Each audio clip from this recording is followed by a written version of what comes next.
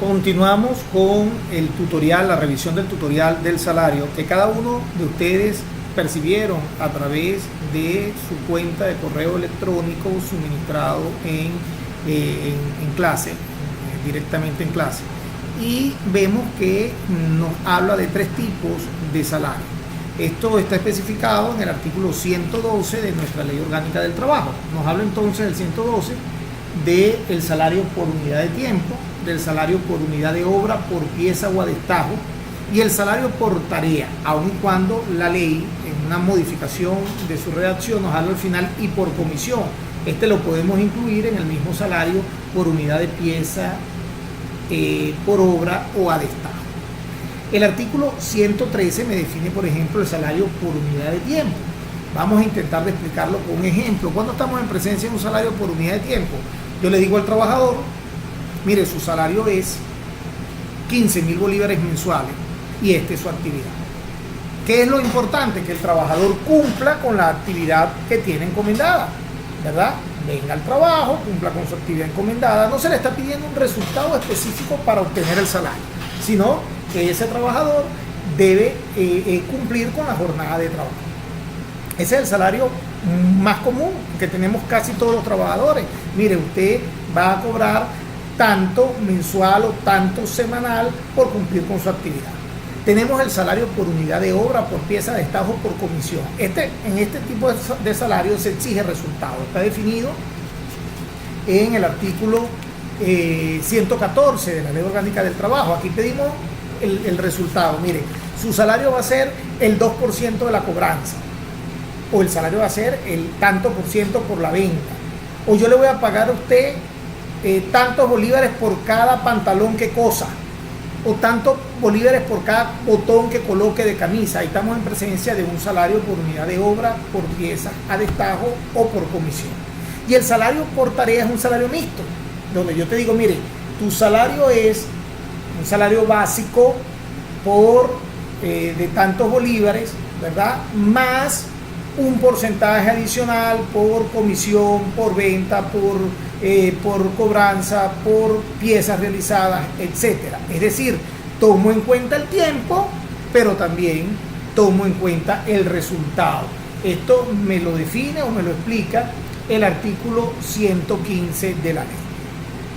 El legislador nos establece como patronos una obligación formal, y esa obligación formal es que debe publicarse la forma como se calcula el salario cuando este salario es un salario por destajo, por comisión o por tarea. Debe colocarse un cartel donde el trabajador tenga claro cómo es la forma como va a ser calculado su salario.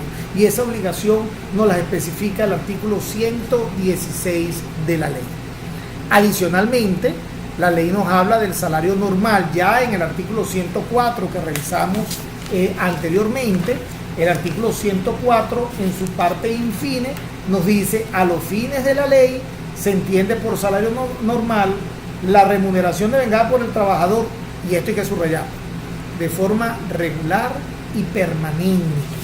¿Qué es eso de que sea regular y permanente? Que no es esporádico, que no es eventual, sino que es lo que el trabajador recibe de forma constante. De manera tal de que para estar en presencia de lo que es salario normal, dos características primordiales. Lo primero, que lo que esté percibiendo el trabajador sea salario.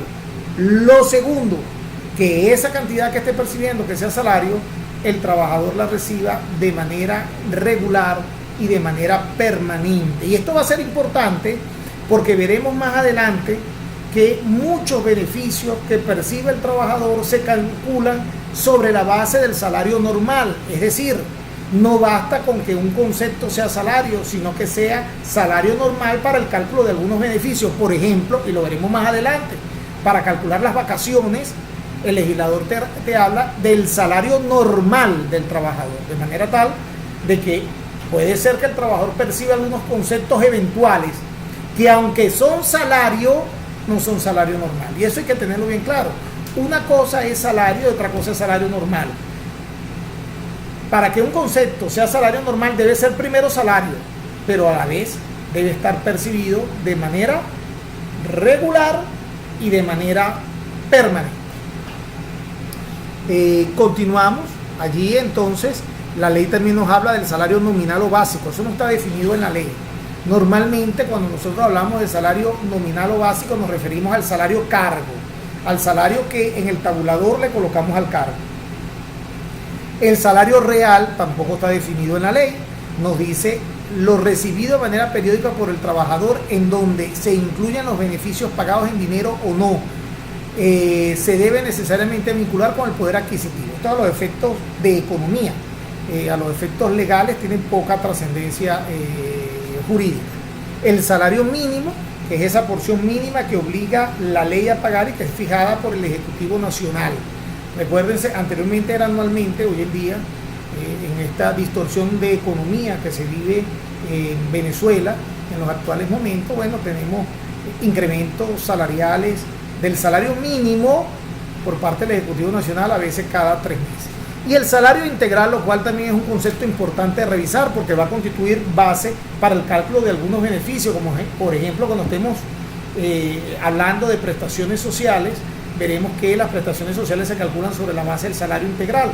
¿Y qué es el salario integral? El salario del trabajador más, o sea, todo lo que percibe el trabajador que sea salario, más la alicuota del bono vacacional y la alicuota de utilidades que explicaremos en su debida oportunidad. Hay un tema bien importante en relación al salario y es lo relativo a el carácter salarial de las propinas o de los recargos de servicio y lo que no es salario, situación que veremos en el próximo video.